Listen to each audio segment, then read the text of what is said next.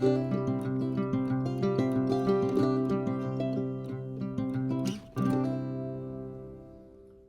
morning, everybody. It's Tom Christie back in the carving shop, and I want to start a new project. This is going to be a gunning ringneck drake, and so it'll be a little simpler, a lot less carving than in some of the other demos that I've done. This will be similar to that canvasback pear demo that I did on a gunning canvasback pear. Those were cork bodied. This one is going to be Tupelo. And I'm going to hollow that Tupelo out, so we'll make that a part of the project. I selected a nice piece of Tupelo that I got from carve at the World Carving Championships last year. Incredible piece of wood.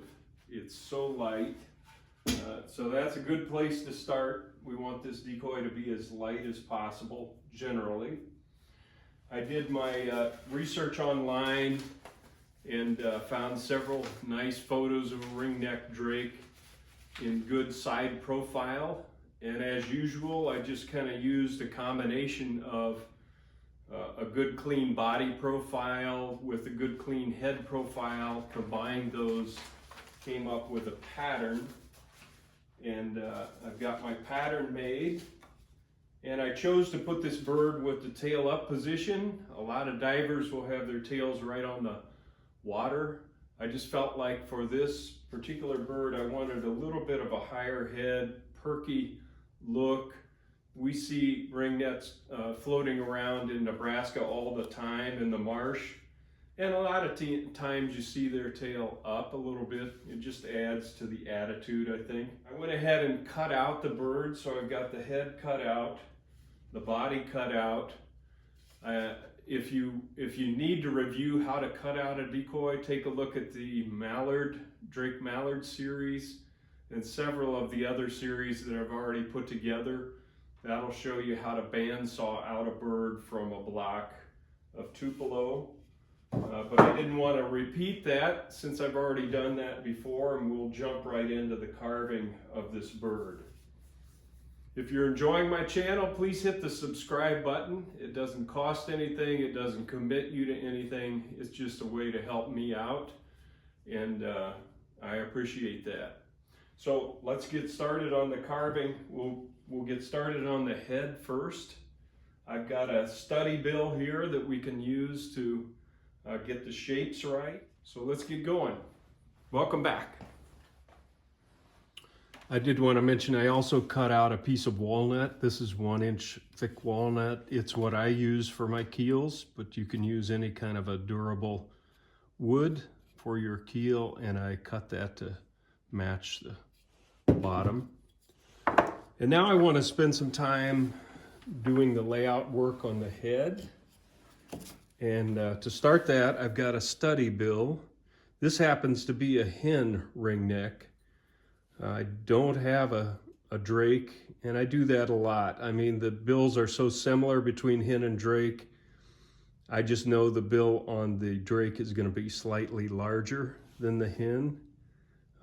So I'm going to use this, and I just thought we'd spend a second here talking about what do you see on this study bill. Because especially with gunners, you don't have a lot of detail to convey the essence of the species. So it makes it even more important, in my thought, to get your shapes right, to convey from a distance especially, boy, that is a ringneck, no doubt about it. So just some things to notice. The bill is from the top, pretty consistent width, pretty round at the tip.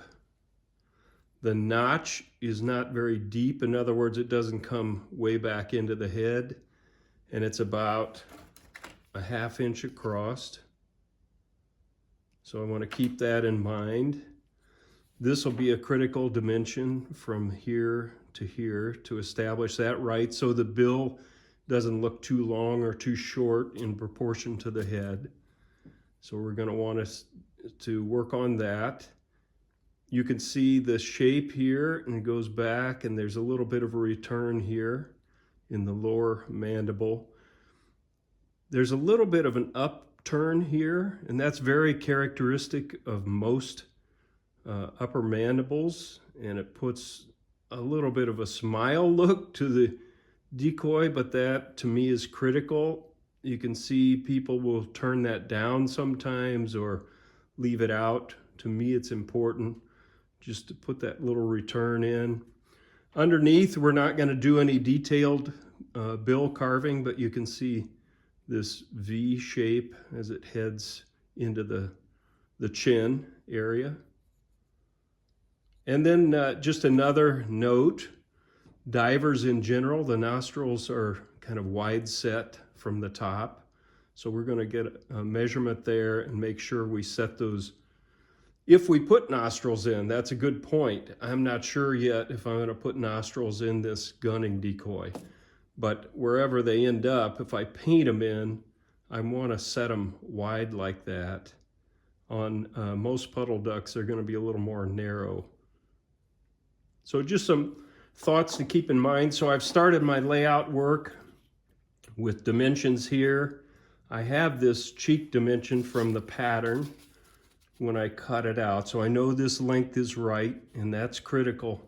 Again, too long, too short is going to make the head look awkward and not natural. So it's important to get those dimensions set. And now we can begin to work on shaping the notch and establishing where that is, and then starting to form the bill. Just one more piece of layout work. The crown is going to be more narrow than the cheeks, and I've got a reference dimension of 1 5/8 to 1.5 inches up here, so I'm going to split the difference there. I'm going to go with 1.5 inches. Since this bird's head is a little higher, that crown is likely going to be a little narrower than in a head down tuck position when the feathers tend to bulge out a little bit more, or they're fluffed up. So this is a little bit more of an alert posture. So I'm going to go with a little bit of a narrower crown, but we can't go so narrow that the eye set width is off. And I'm comfortable that 1.5 inches here will get the job done, and we'll still have room to set in the eyes. So I'm just sketching in the crown so that we can keep that in mind. Same with the cheek. And on the ring neck, that cheek is kind of a critical area that we're going to want to keep in mind. I'm just looking at reference pictures here.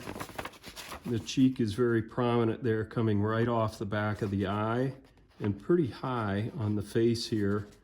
And you could see the difference. The crown narrows then going up. There's an inset on the eye that we're going to want to make sure we hit. The other reason I chose a little bit more of a head up position, I did want to show the color of the ring neck, that rusty color in a tucked head position. That kind of disappears. Okay, so we'll start by forming the notch and starting to form the bill. I'm going to start with this little cylindrical ruby bit, and it's got some grit on the end of it as well, so you can use it in both directions. It's probably about an 1/8 inch diameter, and I'm just going in on both sides of the notch, leaving the notch raised and lowering each side where the bill meets the face. By the way, I'm going to run these carving sequences at twice speed, just so you're aware of that. I may slow down at times for clarity or to emphasize safety, but most of this footage is going to be at twice speed, so we get through it quicker, but you can still see all the activity. So I marked the cheeks there. We want to leave material there, and now I'm marking out where the crown goes, how thick the crown's going to be. I got to change to this 3/4 inch bullet nosed fine saber-tooth burr, and I'm going to use that to begin to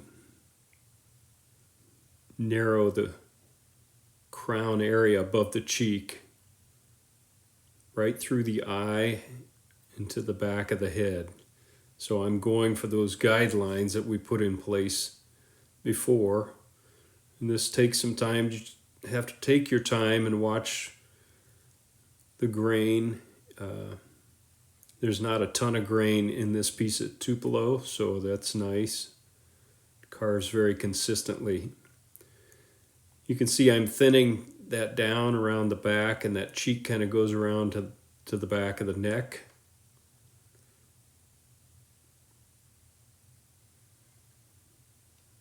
I'm narrowing the back of the head. That little crest back there tends to get pretty narrow at the top, especially when it's raised a bit. So now I'm working the other side and taking that down to the guidelines. And I'm going to skip ahead since this is kind of a repeat of what we did on the other side.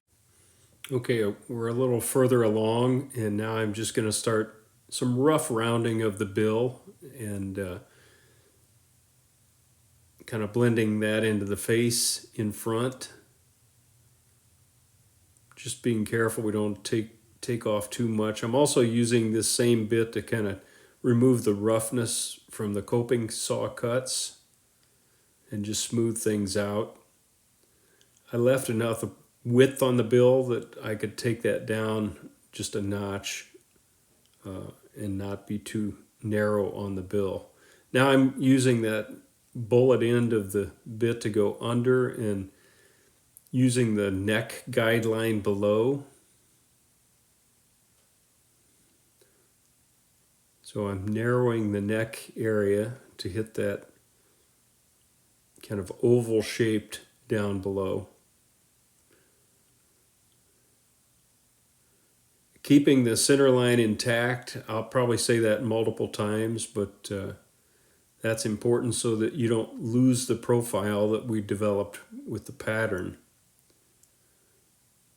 Now I'm just rounding the cheek area. And we're going for that nice hourglass shape from the front of the bird. I'll kind of speed through this because this is just a duplicate of the other side. Just a little further along here on the other side and rounding the cheek like we did on the opposite side. Rounding the back. Starting to take shape. All right, we've got some rough shaping done, and I want to stop for a second and do a little bit more layout work now that we've kind of got the head rough shaped. And I always like to get my eye position set before I round off the crown. So we'll go through that in a minute. I did want to mention when I'm power carving, I do use a respirator. This is a Safety Works respirator with a G73 canister on it. And I've had good friends that have had trouble later on in life with from carving without a respirator, and I just can't emphasize it enough. Even though I have great dust collection equipment, there's no way to contain all of that fine dust that comes blowing off of the grinding bit as you're changing angles and trying to hit different spots. It's bound to throw some dust up in the air that will not be captured by the dust collection equipment. So it's a hassle to wear. It's not comfortable, but you kind of get used to it. And I just wanted to make sure that those of you that haven't power carved are aware that you really should use a respirator to protect your lungs. All right, let's do a little more layout work. I'm going to recheck my dimension from the tip of the bill to the front of the cheek. and make sure that that's accurate. So it looks like I need to make a little bit of an adjustment there. I'm going to make a mark there from where I coped that out. So it's always a good idea to check again. Same on this side. I can go back just a touch further. And that really sets the length of your bill as you see it up close, but also from a distance, and hit that characteristic profile. Then we're going to come up here and carve in this little return. So that's this area here. You can see it's rounded, pretty round in front. And I'm going to take that down to that mark, and then we need to establish where is the corner here between the upper and lower mandible as it meets the face. I'm going to get another dimension with my dividers. It's not too much further back, but it is back to that point from the tip of the bill. I'm going to go to the decoy, and that lets me know how far back on the face I need to pull the bill and continue it, because the bill shape doesn't just drop down, it returns back here, and the lower mandible and the upper mandible meet in the corner here where I want to have that little smile in the corner. So I'm going to map that out on both sides, and then we'll go back to the carving bench. We'll take some material out here. I'm going to keep this bill width and take it back into the face, back to that point, and then we can put the separation between the upper and lower mandible in. A key here is making sure things are symmetrical from the front. So it's easy to get this too high, this too low, and you look from the front and it looks all whopper jawed. So just make sure things are symmetrical. All right, let's go back to the carving bench. I'm going to use that same cylindrical ruby bit and begin to define the edges of the bill as it meets the face,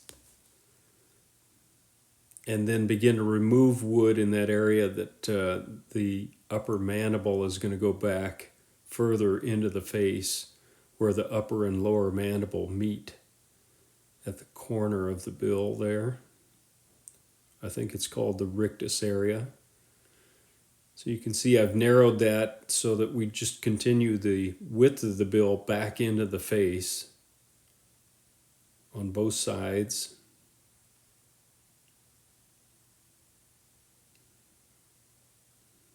Now I'm just kind of removing material from the bill a little bit and smoothing things out.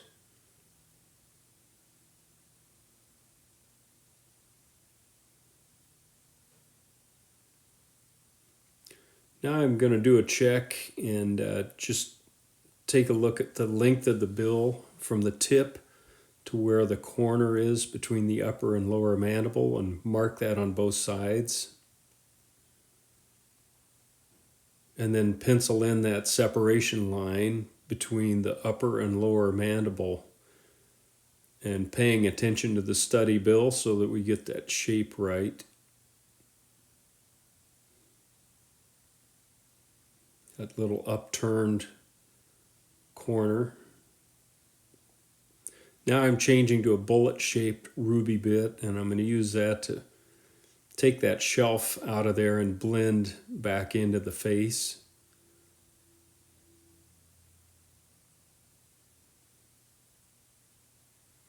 And then I can use this bit to also do some shaping of the bill and rounding of the bill, and blending that so we don't have a hard ridge line between the bill and the face.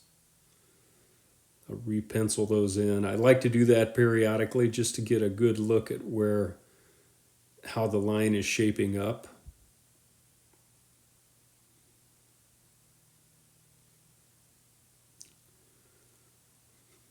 Keep shaping the bill. Make sure it's representative of the Ringneck Drake's bill. Okay, we've got the bill starting to be formed and blended into the face. And we've narrowed this area down here so that we can get the lower mandible in there. Now you may choose to paint that in, leave this all the way it is in a gunning decoy. I'm gonna go ahead and define the upper and lower mandible separation because it throws a little bit of a shadow, and I like that. So make sure you can see this. I'm gonna get on a firm footing here, and I'm using my knife and going to that corner mark that I put and bringing that down a bit and taking this out to the edge. And I just want to caution you right here, it's very easy because you're pressing hard to just push right through and slice off a big piece. So I've done that many times. I tend to rock my knife down a little bit so it's in a broader base here, and try to multiple times score this so it's deep enough so there's an offset there. And I'm going to go back in from this direction from the corner and kind of go down in with my knife, then flip it over, pick that up and follow the edge here, and again, not pushing too hard, but multiple times, taking it a little deeper each time, and take that corner piece out. And we'll clean that up, but you can see it's got that characteristic little upturn, and there's not going to be much more detail on this bill. I'm going to do a little bit of work to clean this up down here and blend it into the face, and we'll do that next. I'm going to use this little pyramid shaped ruby bit and go in and clean up around the clean up the edge of the lower mandible, and then also blend into the face on both sides.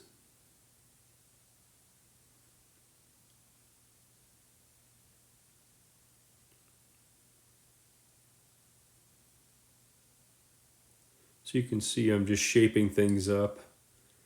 And now we want to define this lower mandible as it goes back into the chin area. There's a little return right here that we want to carve in. And to do that, I'm going to use my knife and help create this V chin shape.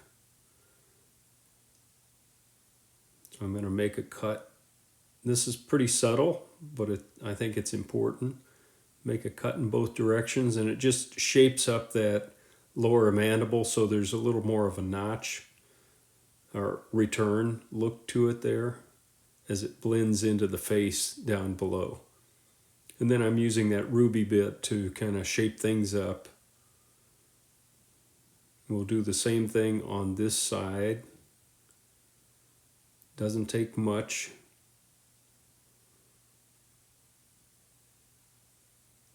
And again, smooth things out.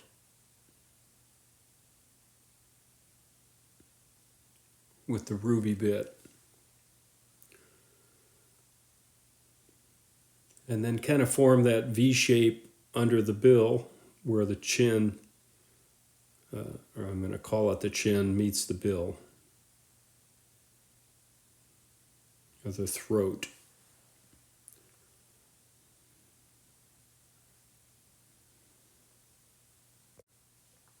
Now I'm going to switch to a little drum cushion sander with about 150 grit sandpaper on it, and just use that to begin to smooth everything out. Notice I removed the center line there, which is a no-no. So I want to pencil that right back on before I take off too much wood. I do want to sand off the saw marks on the bill, but we don't want to lose the profile. I'm just going to use this sanding drum to do a rough sanding job on the entire head. And this Tupelo is nice and soft. I can use this sanding drum to do some sculpting of the face as I'm smoothing things out. And that's exactly what I'm doing here, just kind of blending things and removing wood where I need to remove it. All right, I've got things rough sanded, and next I want to add a little character to the cheek areas here. Right now from the top, it's awfully bulky, and this will do two things. It'll narrow the face a little bit from the top down, and also cast a few subtle shadows to give the face some character. And those will show up from a distance as well. We don't want these to be deep grooves that just cast a harsh shadow, but we're going to carve them in softly. You can choose to do that or not, just a little detail. Just a reminder again, this is at twice speed, so faster than you would actually be carving, just so we get it through it quicker. And I'm using this bullet-shaped ruby bit to go in and gouge along those cheek mark lines, and then go back and remove material in both directions. So we don't want a trench here, we just want a nice soft blend, but enough depth in these to create some shadows when we're finished.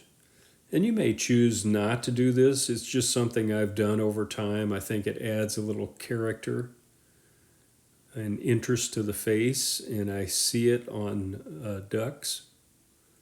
So I like to put it into my carvings. So I'm just taking some time to shape those up, and I'll be doing the same thing on the opposite side so we can kind of speed through that part of it. Now I'm just going to go back to the sanding drum and use that to rough sand this and smooth things out just like we were doing earlier, and do a little shaping and sculpting with the sanding drum as well, but it smooths things out. We don't want to cast any harsh shadows, just nice subtle features. So I'll use the sanding drum to finish this side, then I'll do the same type of cheek details on the opposite side.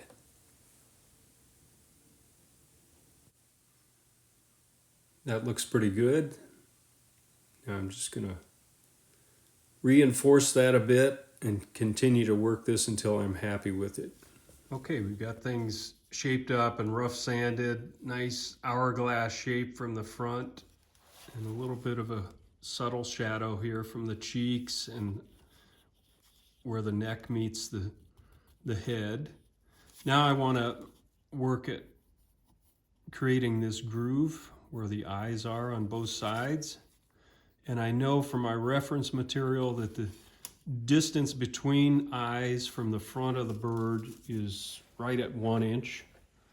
So I'm using my calipers, setting that at 1 inch. And then we're going to want to narrow until this slides back to the eye position. So we don't have to take out much, but we'll create these grooves. Once I get that set so I know it's right from the front, then we can round the crown. Okay, I'm going to use this bullet-shaped ruby bit again and go in and follow that line right through the eye and create a little bit of a channel to give us a place to inset the eyes, and we're shooting for the proper distance between eyes. This is another area where people struggle, I think. If you don't have good reference materials, it's easy to get a bug-eyed, wide-eyed look, or the eyes set too deep and they really look sunken and unnatural. So it's important to get this dimension correct before you set your eyes, so that you have the proper width between the eyes as you look at them from the front, so that they look natural. So now I'm there with the dimension I'm looking for. Now I'm just gonna sand both sides and blend again and soften things.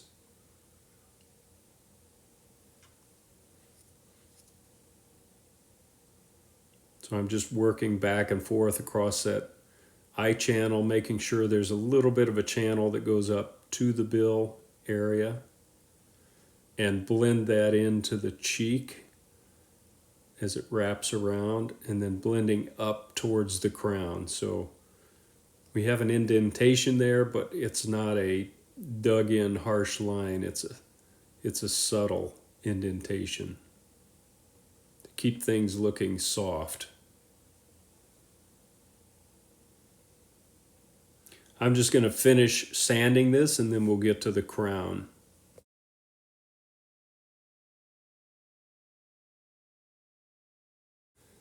Now I'm going to switch to the bullet nose 3/4 inch saber tooth burr and use that to round the crown.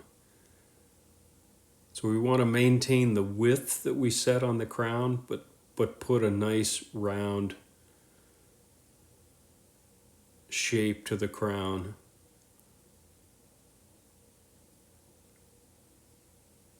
We talked about that crest narrows quite a bit as it approaches the back of the head. Not to a sharp point, but just we don't want to leave a big Frankenstein up there either. So I'm working both sides. Keep your center line intact here so that we don't lose the profile. That head profile is key, especially from a distance.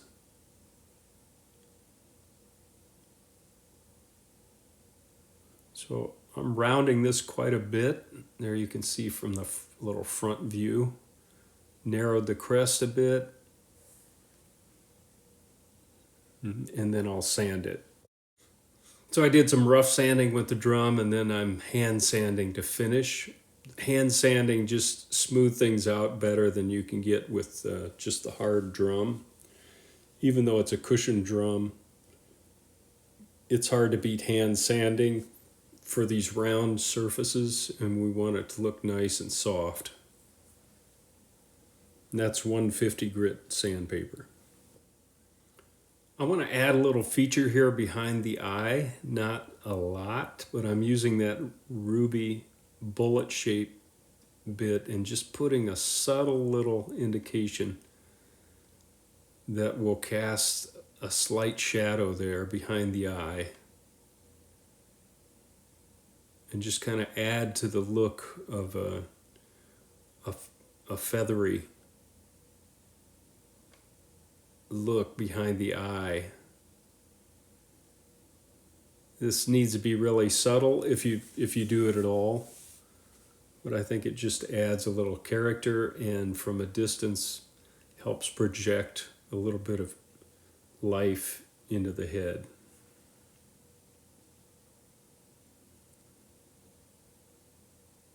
Just some final hand sanding. Just a quick check on my reference, and the eye tends to lean towards that straw, more of a mellow yellow than a bright yellow, so that's what I'm going to use. I have some Tohican eyes left over, and I'm going to use that, and we'll put those in now. This is a key area where the times that I've been judging, I see so many people miss it on the eye placement, so take your time and make sure it's right. If it's too far forward, it's going to look awkward. If it's back in the center of the head, it's going to look awkward. So I'm using my dividers, getting a measurement from the tip of where the bill meets the face here back to the front of the eye. And then I want to transfer that onto my carving on both sides.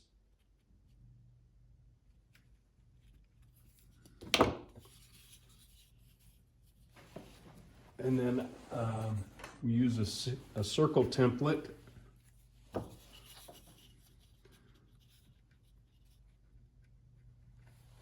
And I've got it marked for a 10mm eye. I know that's the whole size I want for clearance. Put that on both sides. If you've watched some of my other videos, some of this is repeat, but I figure it's worth repeating. And if you're doing a ring neck, this way you don't have to jump back and forth between videos.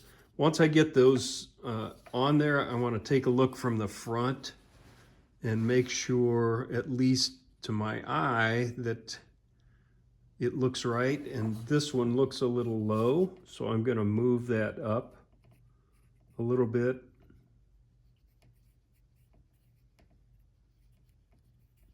Very important to get these eyes level so that it's not looking cockeyed from the front. So I'll get those set where I want, and then we'll use a gouge, open these up, and get the eyes installed. I have decided, by the way, to not put any additional detail on the bill, including nostrils, because the nostrils are going to be easy to define in paint with this white and this slate gray or blue gray, a little white around the nostril, and then a black nostril and a black tip. So I don't think I need any additional details on the bill.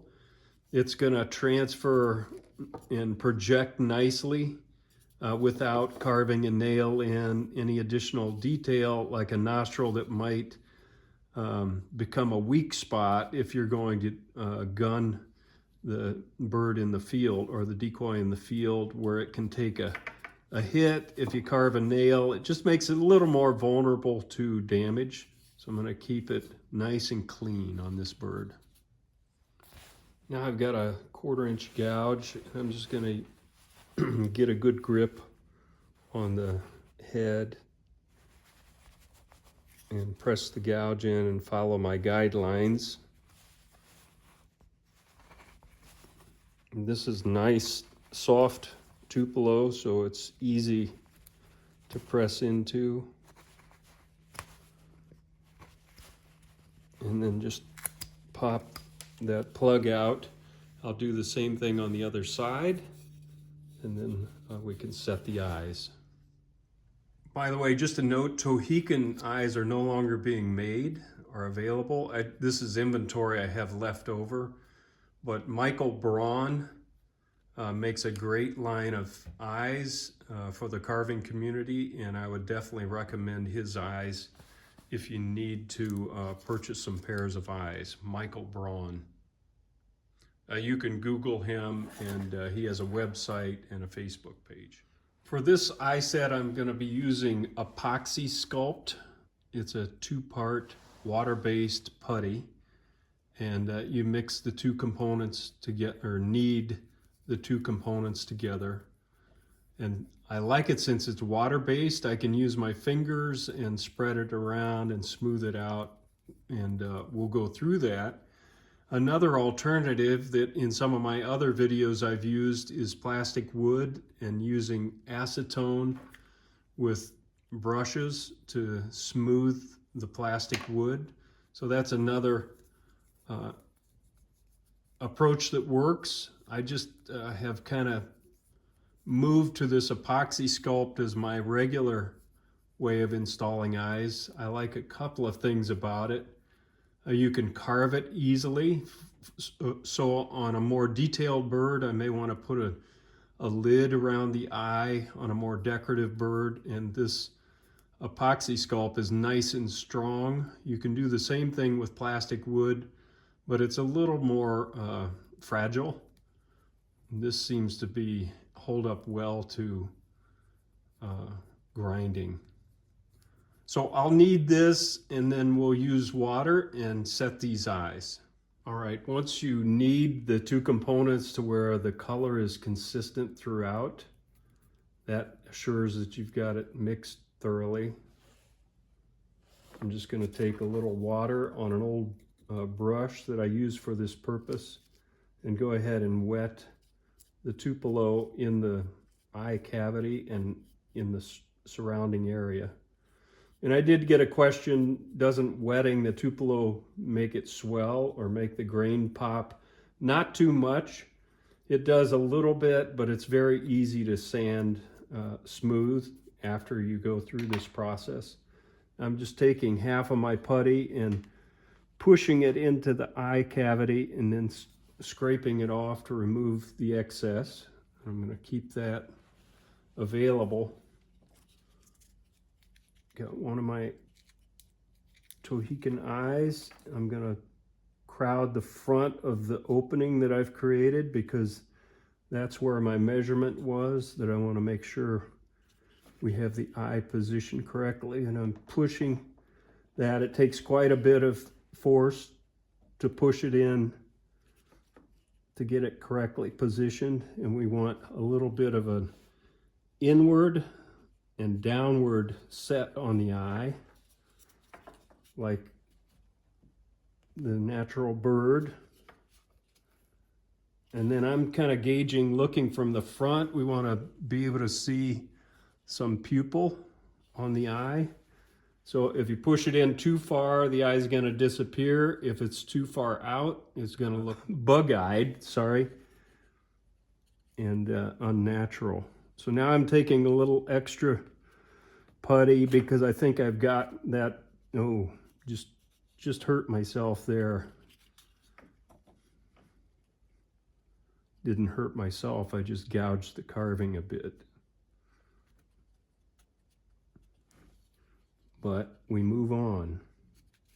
I'm just using a little extra putty, pushing it into position over and under the eye, and then I'm wetting my finger, and I'm going to use my finger to begin to shape things, pushing on the putty and using the water to blend it out into the surrounding area. And I need a little more material up front here.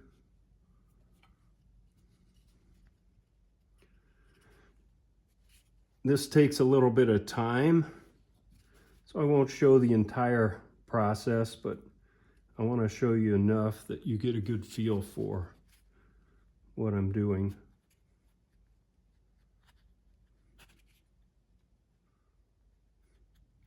That just shows how soft this piece of Tupelo and light this piece of Tupelo is. I just scratched a fingernail down there and gouged out a piece of the Tupelo. All right, now that I have that kind of roughly smoothed, I'm going to use a paintbrush with water on it and begin to shape the eye opening and make sure I have a nice channel, eye channel down to the bill in front.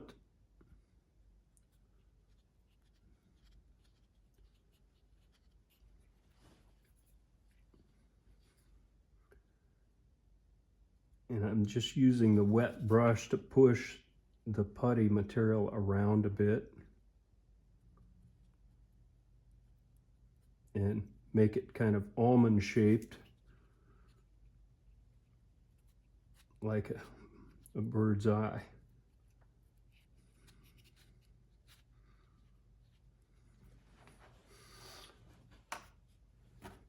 The other thing I can use is a little stiffer old paintbrush that's been retired from the painting bench, and it's almost worn out, but there's enough bristle left on it that it becomes a nice tool for moving this putty around. So I've got water on here again, and I'm just working to shape this eye the way I want it. And then using my finger to smooth things back out.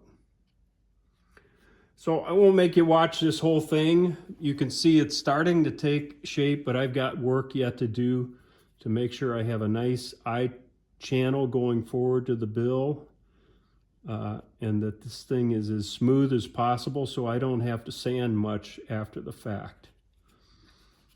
I need to open the eye opening up a little bit more, and I'll do that and then come back. Here's just another quick close-up. I'm getting closer to make that eye look natural.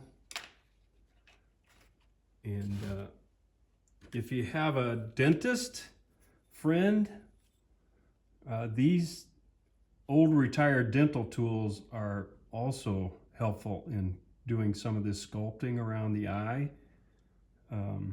These are tools they couldn't use anymore, so you might ask your dentist if they have any laying around. They make a handy tool for this work.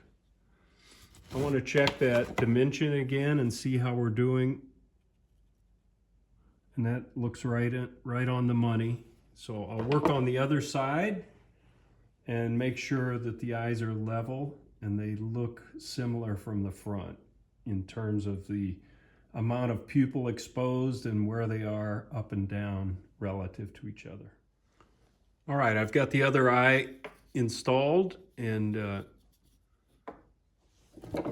make sure it's at the right distance. Sometimes they move around a little. That looks good. Looks good from the front. So I'm gonna let that cure overnight, and then we'll do some light sanding. And again, one of the advantages of the epoxy sculpt is I can use an X-Acto and do a little bit of sculpting around that eye opening to get it just right,